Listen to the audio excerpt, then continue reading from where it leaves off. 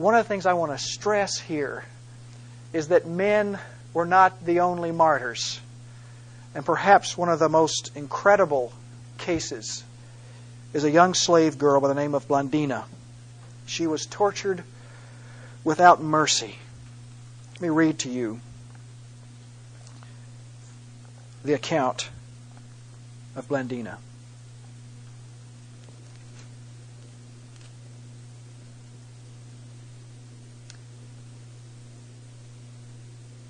We were all afraid, and her earthly mistress, Blandina, who was herself facing the ordeal of martyrdom, was in agony, lest she should be unable even to make a bold confession of Christ because of bodily weakness.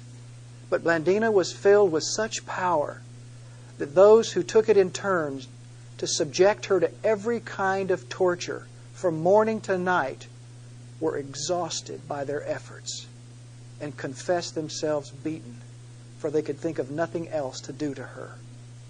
They were amazed that she was still breathing, for her whole body was mangled and her wounds gaped. They declared that torment of any one kind was enough to part the soul from the body, let alone a succession of torments of such extreme severity. But the blessed woman wrestled magnificently, grew in strength as she proclaimed her faith, and found refreshment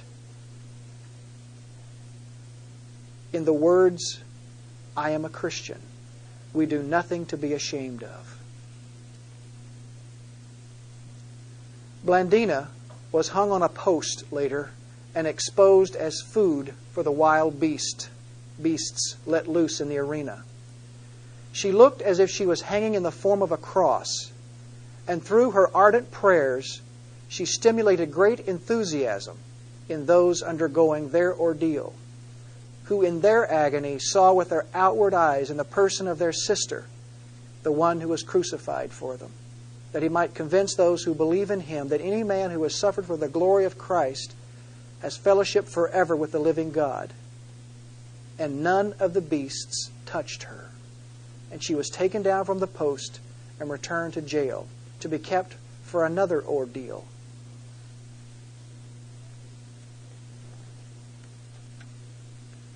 On the last day of the sports, Blandina was again brought in, and with her Ponticus, a lad of 15. Day after day they had been taken in to watch the rest being punished, and attempts were made to make them swear by the heathen idols.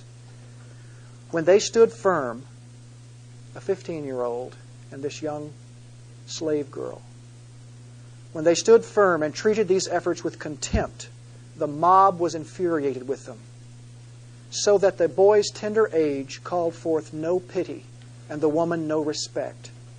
They subjected them to every horror and inflicted every punishment in turn, attempting again and again to make them swear, but to no purpose. Ponticus was encouraged by his sister in Christ, so that the heathen saw that she was urging him on and stiffening his resistance, and he bravely endured every punishment till he gave back his spirit to God. Last of all, like a noble mother who had encouraged her children and sent them before her in triumph to the king, blessed Blandina herself passed through all the ordeals of her children and hastened to rejoin them, rejoicing and exulting at her departure as if invited to a wedding. After the whips, after the beasts, after the griddle, she was finally dropped into a basket and thrown to a bull. Time after time the animal tossed her, but she was indifferent now to all that happened because of her hope and sure hold on all that her faith meant and of her communing with Christ. Then she too was sacrificed, while the heathen themselves admitted that never yet had they known a woman to suffer so much for so long.